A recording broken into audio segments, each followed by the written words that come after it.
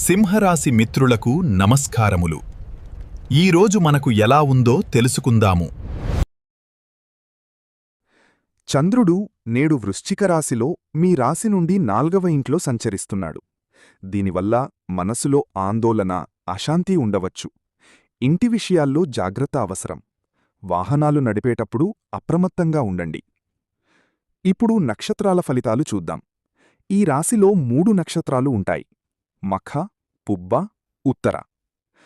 మఖ నక్షత్రం వారికి మైత్రతార, మిత్రుల సహాయం లభిస్తుంది.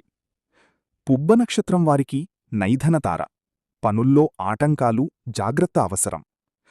ఉత్తర నక్షత్రం వారికి సాధనతార, అనుకున్న పనులు విజయవంతంగా పూర్తవుతాయి. సూర్యబలం: 9వ ఇంట్లో సూర్యుడు ఉండటం వల్ల భాగ్యం సహకరిస్తుంది, పెద్దల ఆశీస్సులు లభిస్తాయి. శనిబలం: 8వ ఇంట్లో శని ఉండటం వల్ల ఆలస్యాలు, ఒత్తిడి ఉండవచ్చు, జాగ్రత్త అవసరం.